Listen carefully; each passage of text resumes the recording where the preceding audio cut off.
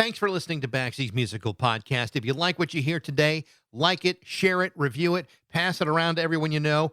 Today, we're brought to you by Metro Chrysler Dodge Jeep and Ram at Chicopee. Visit their state-of-the-art dealership on Memorial Drive next to BJ's and Big Y. Or go to metrojeep.com and drive home in your new Metro Chrysler Dodge Jeep and Ram today. And now, here's today's episode of Baxy's Musical Podcast. It's Baxy's Musical Podcast. Resistance is useless.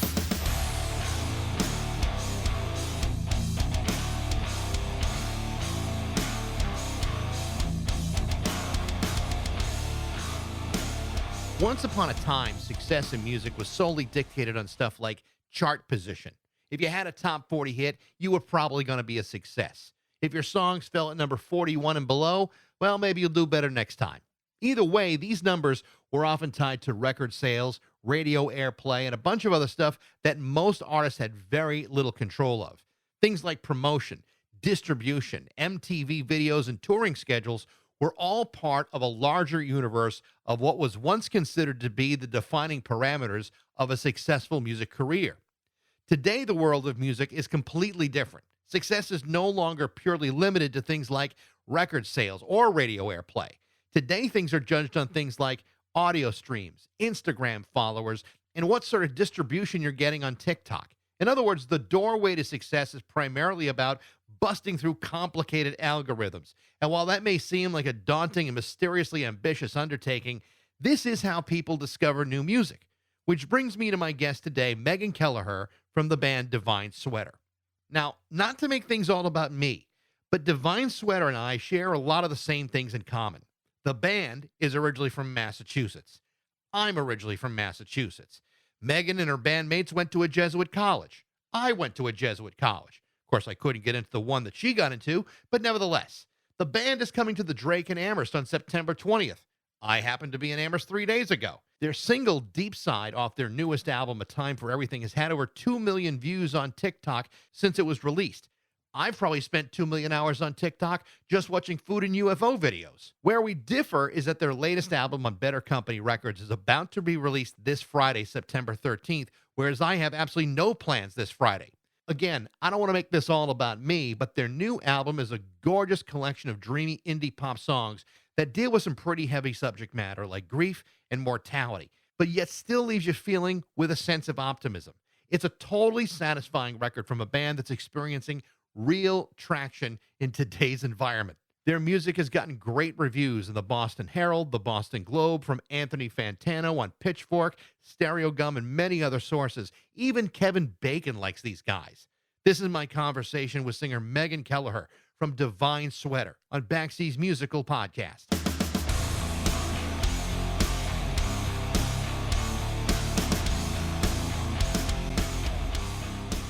Hello. Hey, Meghan, how are you? I'm good. How are you doing? I'm very, very good. Good to see you. Good to see you. Thanks for having me. No problem. It's always good to talk to someone from Massachusetts. That's always a pleasure. Oh yeah, Where, I'm excited about that. where in the state did you grow up? So I was born in South Boston. That's where my mom grew up, and then I moved to Canton, Mm. like in childhood as well. So yeah, mostly Canton.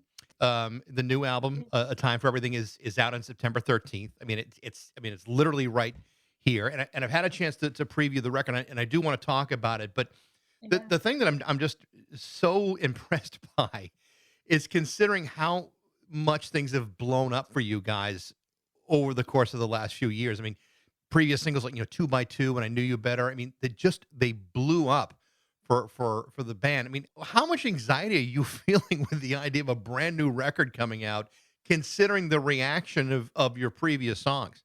Yeah, it is like very stressful, honestly. um, it's like there's really no way around it because we love writing music. We're gonna keep writing music, forever. So it's like you can't stop writing music and you have to just keep trying to write better and better music. But it is kind of a tricky thing when like your early songs are doing really well, which is awesome. But yeah, there's definitely that anxiety of like how to follow it up and like, do we try things to change the sound? Do we keep the sound the same? Do we do both? So there's just a lot of questions, but I think for us, it's been good to just like not really get in the weeds about it and just be like, these are the songs we're writing about what's happening in our lives now, and whatever is gonna happen with these songs is gonna happen. But there's a certain level of managing expectations. I mean, not only expectations of everybody around you and working for you or with you, but also, managing your own expectations. There's got to be a part of you that's saying, well, what is a success and what would not be a success? And is it fair Right. to compare it to, what's just happened? I mean, it's a very delicate managerial thing to figure out. It is. It's really tricky, especially yeah, so we had, like, some early songs that have done really well, and then our last album before this album, did well also, and that wasn't that long ago, so, like, for us, as someone who's always we're writing so many songs all the time, and we're, like we've been such an albums band, like, we love writing cohesive albums, and that's kind of tricky in the current landscape of music because a lot of artists are much more focused on just, like, singles or just like short pieces of content Right. that are going to like maybe get more engagement, but we're just like an albums band, and so it's kind of hard I think in that way too to like present an album after just presenting an album a year and a half ago and being like, here's another humongous plate of divine sweater for you.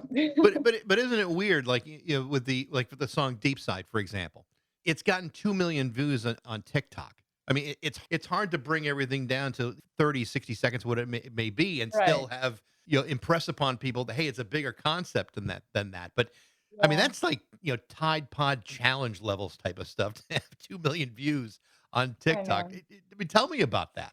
Yeah, that was a crazy thing. We care about social media a lot because we are just like a big personality band. Like we're five best friends. Two of the guys in our band have been friends since high school and have been playing in bands together since high school in Rhode Island. The other two in Mass, like they've been friends since high school. I have known them like since college, and we're just like a group of like goofy friends. And so social media is good for that because it's like a place to put our personality and be like, this is like just what we do together. This is just like how we hang out. And that video is just a perfect example of our drummer, Chris, who's just hilarious. He was just doing a bit while we were recording that song where he would like pretend to forget when he was going to come in because it starts with like a drum machine and then the drums come in. So he was just goofing off for like the whole time we were in the studio. And I just happened to like catch it on my phone. And so that was just a really authentic moment that ended up turning into, like, something else, like, Kevin Bacon commented on the video, just, like, random things like that where I was like, "I don't know what's happening, but this is just kinda what we do together." Well, I wanna ask you about the whole Kevin Bacon thing. I mean, it's just all he did was just comment on it? Was there any, further connection with him after that? No, if anyone has a connection to him, I'd love to get him the album, but no, he just commented on it. I think he also posts a lot of music on social media, so I think he's, like his algorithm is just all music, I bet. Right. So as I understand the story, so, I mean, you all went to Boston College together, and as I understand it, the guys were already playing in a band together, and for whatever reason, the singer couldn't make the gig or called in sick or whatever, and you fill in. And that's the end of that. Tell me about how that happened and what became of the other singer. Yeah. Well, yeah, it's funny. So, Sean, our guitarist, and Chris, our drummer, have played together since high school in bands. Mm. They're from Rhode Island, from Cumberland, Rhode Island. And Sean went to BC with me, and actually Chris went to Berkeley, but was just like in the BC music scene because it was right down the street from him.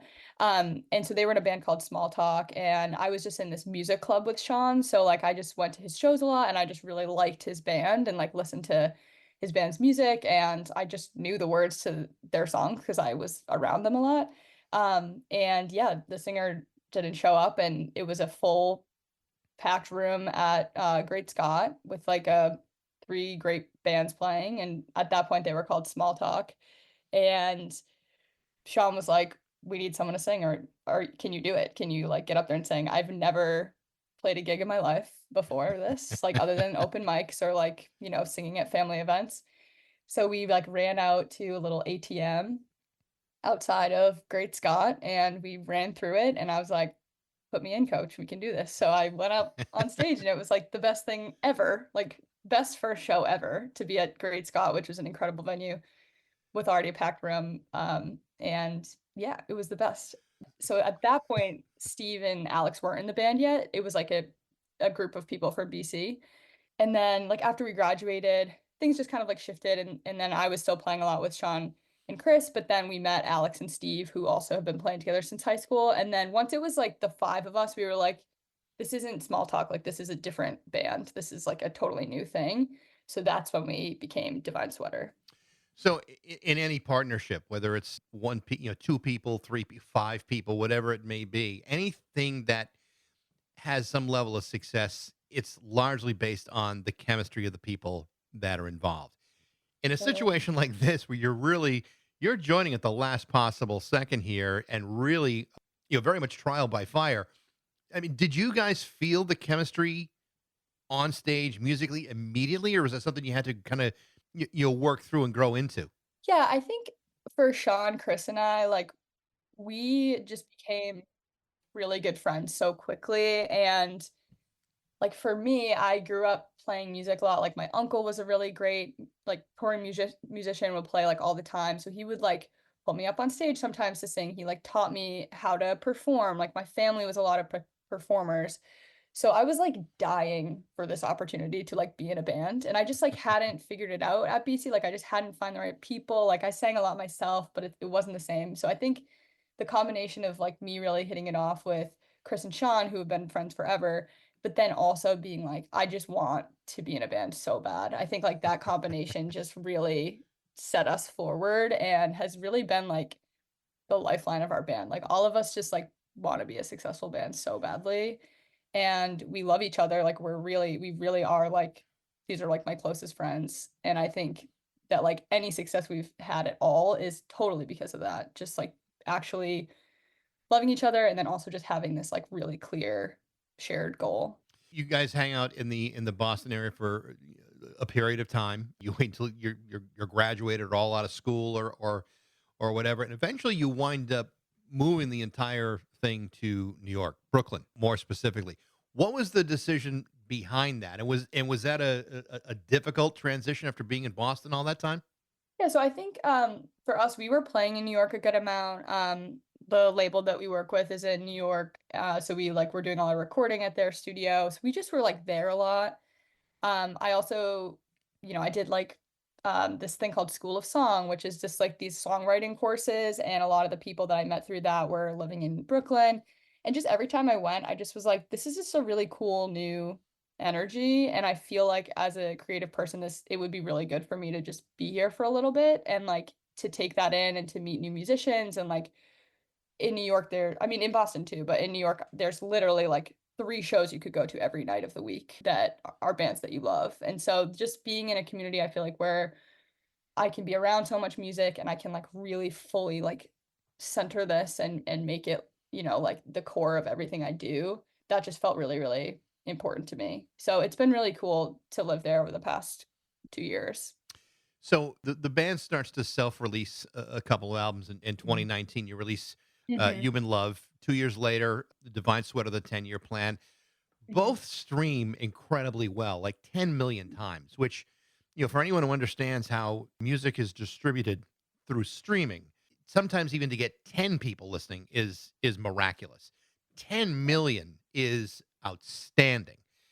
Once that happens though, I mean, once, all of a sudden there's some serious momentum here, how do things start changing for you? I mean, obviously it's not like just like it was 2 years ago. It's now it's something different. Now it's very serious. How did things change? Yeah, I would say, it's like it's just a really good feeling when people are streaming your work because, like, for you, it's so real and it's so important, and you're like, you believe in it so much, but, like, honestly, music is just totally up to other people, like, I have no control over, like, how something is going to stream or, like, who's gonna like what songs or if anything's gonna be successful. I have no control over, like, who's gonna actually show up to a show. I just, like we don't have control over those things. We can only control, like, how we promote, the art that we make. So, like, that is just a really reassuring thing that people like those songs and that people know them and that people are willing to, like, buy a ticket to a show. So that just, like, fundamentally is, like, a life-changing thing emotionally to just be like, "Okay, I'm not crazy. I'm not making all these things up that these are good songs or whatever. But then I would say like a big change that happened with our third album is that we started working with Better Company Records in Brooklyn, and they have this incredible studio, and that was the first time that we actually like recorded in a studio. Like every Mm. song we put out before then was like bedroom recording. Like Sean and I would record everything just like in our room. And we would, have to like find places where we could record drums, like who would let us use their drum set, and like who all those like logistic things were hard. We even had like a stint of time where we were like sneaking into guitar centers. We would like take a little interface in our computer and like play different instruments with them. They yelled at us enough that we had to stop doing that. But like we just were so DIY. And then on the last album, it was like a proper studio recorded album. And I think like, yeah, the fidelity of the music improved. It felt like a little bit more serious. And then same thing with this album. Like this album was like fully studio recorded. It makes it feel more professional. It sounds better. So I think that for us has just been like a cool step to have our music sounding more professional as well. So how does Better Company Records come into the picture? I mean, did they find you? Did you solicit them? I mean, how did that work? Yeah, they reached out to us, and at first it was more like, "Do you wanna come record in our studio?" Which was really cool because we'd never done that before, so that's just kinda how it started, and then they ended up, like, putting out that record, the last record, Down Deep, and then yeah, and then we've worked with them since. We recorded this new album with them as well, which is really cool, and yeah, and I think the only other thing I would note is just like how much shows impact obviously your career, and just like getting different like levels of shows. Like we played Boston Calling this year, and that was just like the craziest moment ever because I just was like, this is the most this is like the biggest stage I've ever played on. This is like the most legitimate show we've ever played, biggest crowd, like biggest lineup. So that was definitely a moment where I was like, okay, this is awesome. You talk about the difference between being a DIY unit and then all of a sudden having the help of a record company that really seems to know what to do as far as distribution and shows Mhm. and promotion. But I would imagine that to have that behind you gives you a whole lot more time to devote to the music. The business end of music or anything is pretty daunting and not always the fun part, but to have somebody else do it and do it well. I mean, even after the last record, I mean, you're still cranking out 111,000 listeners per month on Spotify. I mean, that's pretty remarkable what they've been able to give you the space to do and still, have definable, success. That's really amazing. Yeah, it's been awesome. And it's just awesome to like work with more people. Like for so long it was just the five of us like really DIYing it, and it's just cool to like, work with other people in the industry who can be helpful and, give advice and all that. So that's been awesome. Well, I do want to talk about the new record here a bit. A time for everything. There's a lot of darkness in the record in terms of thematically, dealing with like Mm. loss and mourning, and it's all stuff that we've all gone through. But in particularly, the band has gone through quite a bit collectively. Mhm. Tell me about that and how that kind of informed the whole project of putting this record together. Yeah, honestly, there was just a period of time where when we were writing these songs, our last album was like already written and recorded, and we were kind of like doing all the logistics for that, but we were writing all these songs. And yeah, just like all of us lost people, and it was just Mm, kind of like a really heavy time. And this was actually before I moved to New York, but I just was spending like more time than in my life previously at like funerals and just like around grief. And I just kept hearing this passage being read at funerals called A Time for Everything that I'm sure like a lot of people have heard at funerals before. And it's just like basically saying death is just another part of life. You're supposed to have like a time for everything in your life. You're supposed to have all these different periods and chapters of your life, and you're supposed to keep changing. And like loss is just another part of that. And it's this really beautiful passage, but all of this kind of like loss and grief, I feel like really, really gave me clarity on what I want, mhm. and it just was a good reminder, like, through all that grief. I guess the silver lining of it is just, like, that life is actually incredibly short and can be taken away at any moment, so there's just no time to, like, not give 100% on a goal. Like there's no time to like not try to go full speed ahead with music and to like align my whole life with that.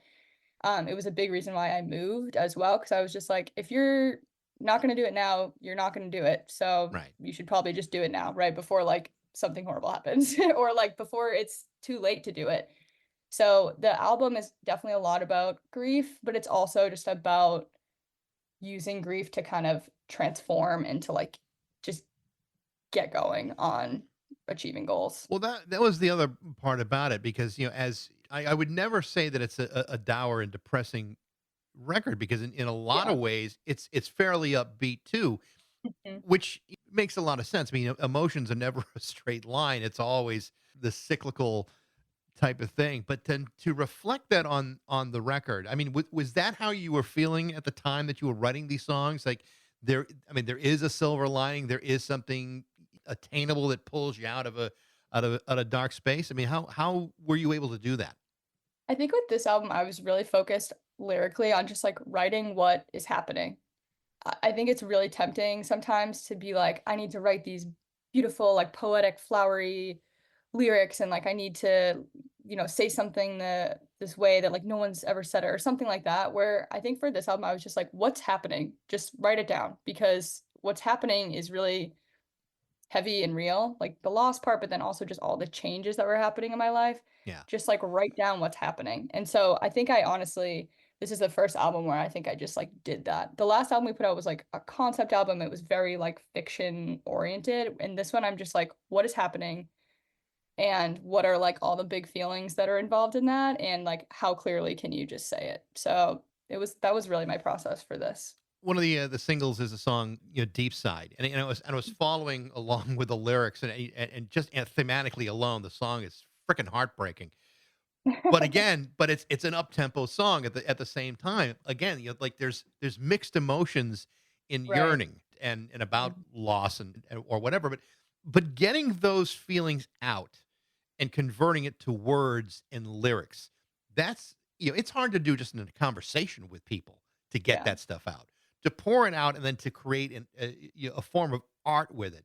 Does that come easy to you? Is that something that you spend a lot of time pouring over? I mean, what's the process for you with that? I think it's really hard in music to just be direct and to just state how you feel or what's happening, but those are the best lyrics. Like when I hear a song and I'm just like, wow, I've thought that exact thought a million times, but I've just never been able to say it.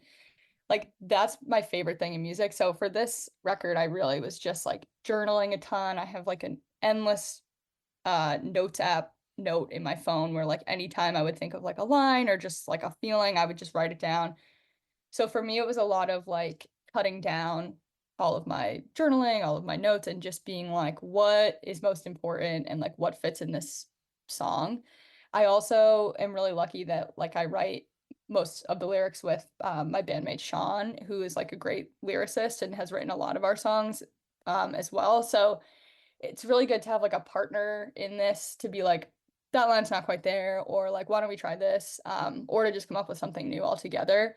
And we moved together, like we started this band with Chris, but like we've been in this thing together for a very long time. So I think also just having a partner that is like doing the work with you is such a blessing and it makes it so much easier and better. The song that I love the most on the entire record is the one that opens it, and that's "Counterparts."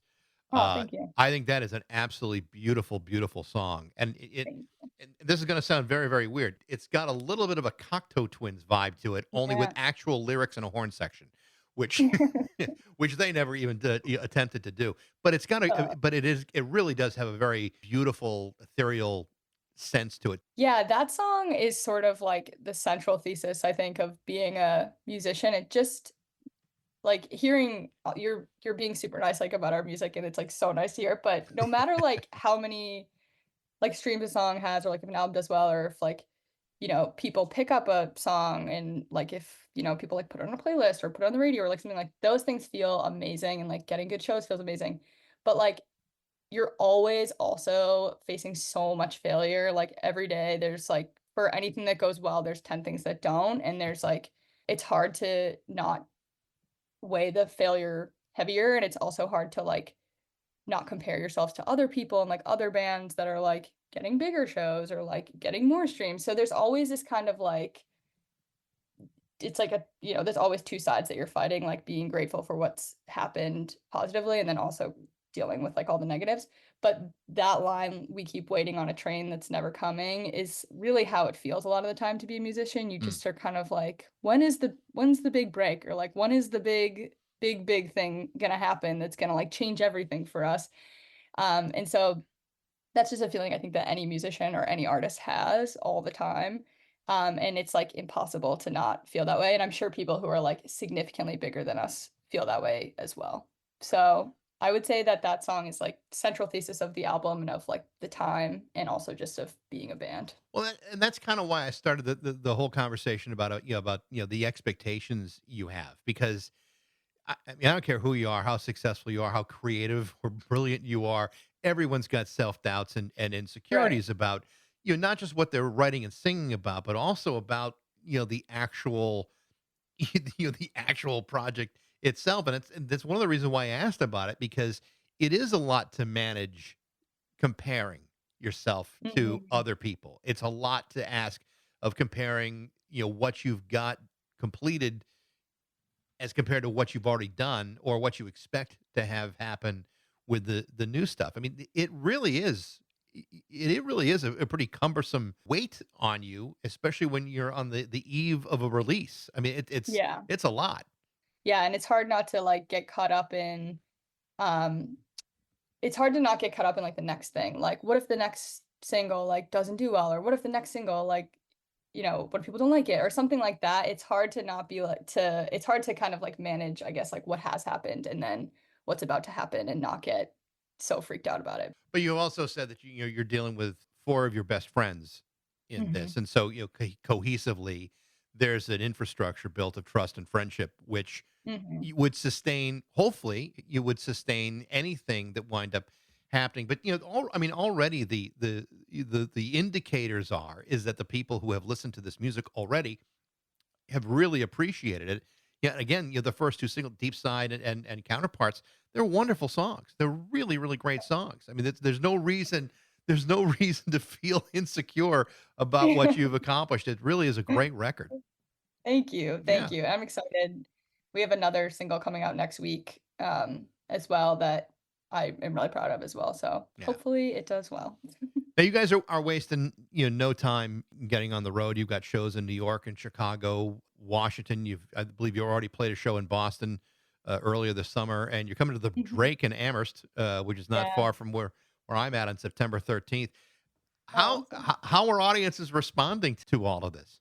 Yeah, I'm so excited for this tour. It's hard to tell, I think, until we go on tour what it's gonna feel like. But the shows we've had so far, we played NYSA Fest in Boston, which was awesome. It was such a great festival. And that was just like a really reassuring experience. Like it was a packed day, like so many people like had come up to us and like chatted with us about the singles and things like that. So that was really awesome. And obviously that's our home town. That's like our home market. So that's good. But we also played a festival in Bethlehem, Pennsylvania called Music Fest, which was really fun as well.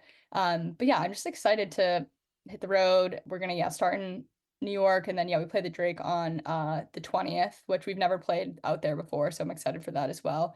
But we're also playing in just new cities we've never gone to. We've never played in North Carolina before. We're playing in like Hampton, Connecticut. We've never played there before either. Cleveland. So there's just going to be places that are new to us and like we'll see how it goes, but for us we're so excited to play new songs. Like for the past year we've been playing songs that we put out a while ago.